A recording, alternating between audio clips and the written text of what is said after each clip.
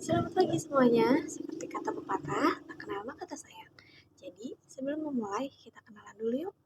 Perkenalkan, nama saya Rifani Dia Sapitri dengan NIM 2100667 dari Fakultas Ekonomi dan Bisnis, Program Studi Manajemen di Universitas Trimegara Serang. Itu adalah perkenalan singkat dari saya. Oke, di sini saya akan sedikit menjelaskan beberapa materi yang sudah dipelajari oleh saya dan rekan-rekan kelas saya mengenai manajemen operasional.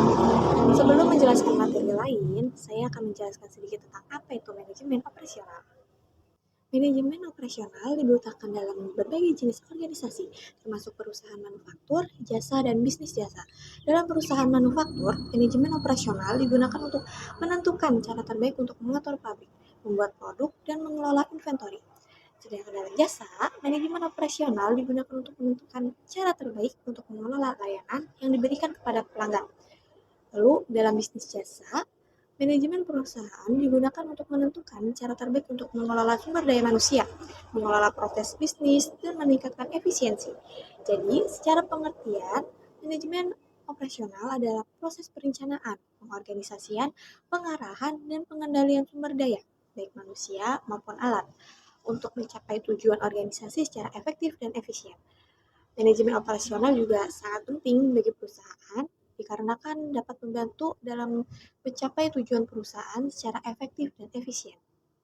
Baiklah, mari masuk ke materi selanjutnya, yaitu tentang perancangan operasi, terutama mengenai sumber daya manusia, desain pekerjaan, dan pengukuran kinerja. Perencanaan tenaga kerja adalah proses strategi untuk memastikan organisasi memiliki jumlah keterampilan dan keahlian yang tepat dalam tenaga kerjanya. Sedangkan desain pekerjaan fokus pada struktur dan konten pekerjaan, serta memastikan keterlibatan dan produktivitas karyawan. Hal ini melibatkan penetapan tanggung jawab, tugas, dan kualifikasi pekerjaan. Ergonomi adalah studi tentang orang-orang di tempat kerja mereka dan merupakan proses di mana tempat kerja, produk, dan sistem dirancang atau diatur ulang sehingga sesuai dengan orang yang menggunakannya. Hal ini bertujuan untuk memperbaiki ruang kerja dan lingkungan untuk mengurangi risiko cedera. Lingkungan kerja yaitu suasana di mana karyawan melakukan aktivitas setiap harinya. Lingkungan kerja yang kondusif memberikan rasa aman dan memungkinkan karyawan untuk dapat bekerja optimal. Lingkungan kerja juga dapat memberikan gambaran pengaruh yang penting untuk kelancaran produksi dengan lingkungan yang sesuai, sehingga mampu memuaskan karyawan dalam melaksanakan kegiatan dan dapat berpengaruh terhadap peningkatan kinerja operasional. Analisis metode ada 4 jenis analisis, yaitu analisis kualitatif, analisis kuantitatif, kombinasi kualitatif dan kuantitatif, dan terakhir analisis regresi data. Dalam perancangan operasi, fokus pada sumber daya manusia, desain pekerjaan, dan pengukuran kinerja adalah kunci untuk mencapai efisiensi dan keberhasilan organisasi. Pengelolaan yang baik terhadap tenaga kerja, struktur pekerjaan yang sesuai, dan sistem pengukuran kinerja yang akurat mendukung pencapaian tujuan dengan optimal, membentuk dasar strategis untuk pertumbuhan dan keberlanjutan perusahaan. Berikutnya yaitu tentang mengenai manajemen rantai pasok. Manajemen rantai pasokan atau supply chain management menggambarkan koordinasi dari keseluruhan kegiatan rantai pasokan, dimulai dari bahan baku dan diakhiri dengan pelanggan yang puas. Tujuan dari rantai pasokan adalah untuk mengkoordinasi kegiatan dalam rantai pasokan untuk memaksimalkan keunggulan kompetitif dan manfaat dari rantai pasokan bagi konsumen akhir. Terdapat 6 strategi dalam manajemen pasokan, diantaranya yaitu: pertama, banyaknya pemasok, dan kedua, sedikitnya pemasok, ketiga, integritas vertikal, keempat, jadi ventura bersama, lima, Genkeiretsu merupakan istilah Jepang yang menggambarkan pemasok yang menjadi bagian dari kualitasasi perusahaan, dan yang terakhir, perusahaan virtual. Selanjutnya yaitu pengembangan basis persediaan. Terdapat 6 dalam persediaan pengembangan ini, yaitu pertama, evaluasi pemasok, kedua, pengembangan pemasok, ketiga, negosiasi, keempat, membuat kontrak, kelima, pemusatan pembelian, keenam, pembelian via elektronik. Persediaan. Manajemen persediaan merupakan salah satu bagian dari perusahaan. Bagian tersebut berfungsi untuk menjaga dan mengatur persediaan yang dimiliki oleh perusahaan. Persediaan sendiri meliputi yaitu barang yang dibeli dan disimpan untuk dijual kembali, lalu barang jadi yang telah diproduksi, barang dalam penyelesaian yang sedang diproduksi, kemudian bahan serta kelengkapan proses produksi, dan bahan pembantu atau persediaan habis pakai atau office supplier inventory. Faktor yang mempengaruhi manajemen persediaan ini yaitu untuk barang yang sering digunakan, manajer akan membutuhkan persediaan dalam jumlah besar.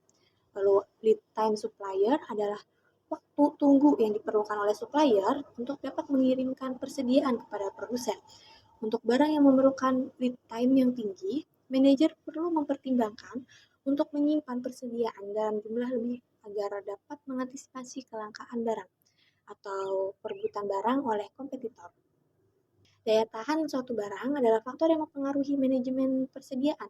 Semakin pendek usia simpan suatu barang, maka perusahaan akan berusaha mengurangi jumlah dan periode simpan.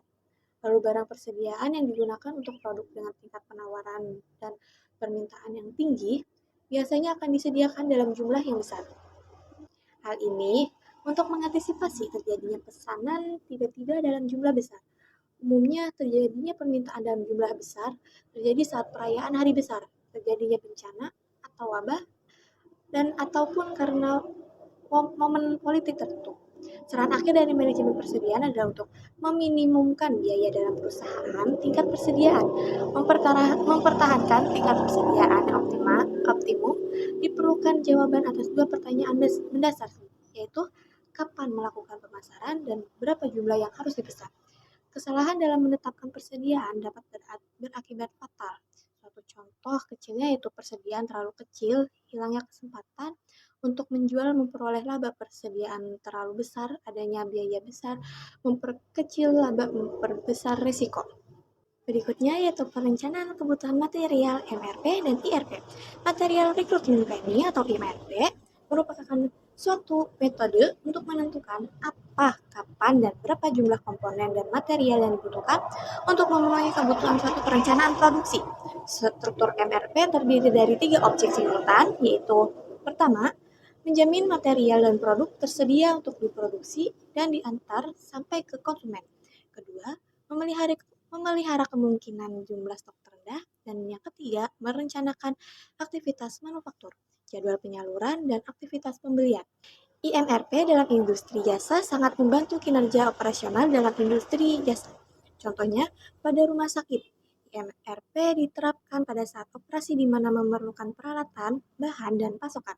Sebagai contoh menggunakan teknik MRP untuk meningkatkan penjadwalan dan manajemen persediaan pembedahan yang mahal. Sedangkan perencanaan sumber daya perusahaan atau IRP adalah jenis sistem perangkat lunak yang membantu organisasi mengotomatiskan dan mengelola proses bisnis inti untuk kinerja optimal.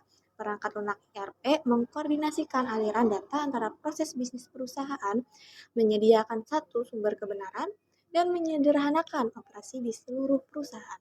Ini mampu menghubungkan aktivitas keuangan, rantai pasokan, operasi, perdagangan, pelaporan, manufaktur, dan sumber daya manusia perusahaan dalam satu platform. Lalu kemudian ada pentingnya penjadwalan jangka pendek. Penjadwalan jangka pendek berkaitan dengan penyusunan jadwal atas pengerjaan produk untuk memenuhi permintaan jangka pendek atau permintaan pasar.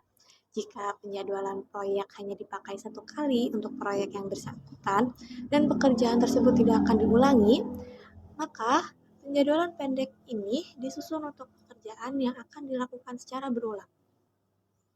Jadi dengan demikian, jadwal jangka pendek disebut pula penjadwalan operasi atau operasi scheduling.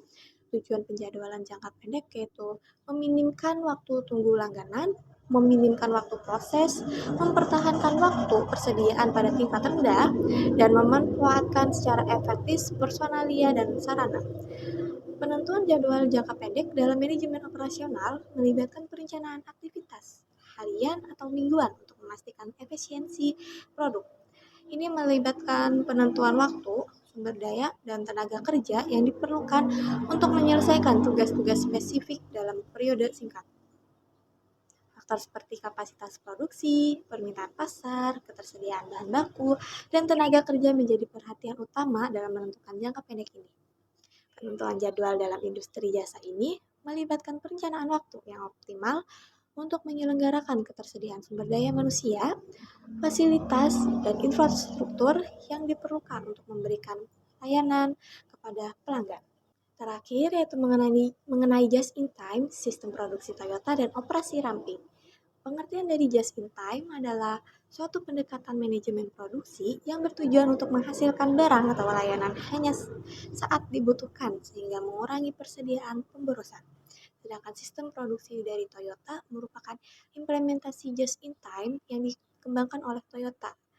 TPS fokus pada efisiensi, pengurangan pemborosan, dan peningkatan kualitas dalam proses produksi.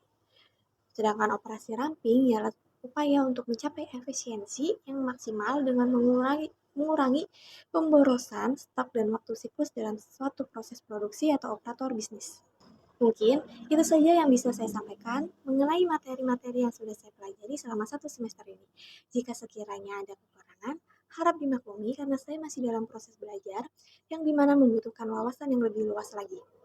Baiklah, cukup sampai di sini pembahasan saya. Untuk teman-teman yang sudah menonton video ini, jangan lupa klik like-nya. Semoga video ini sedikit memberi manfaat bagi teman-teman semua. Terima kasih, selamat beraktivitas, and see you guys. Bye.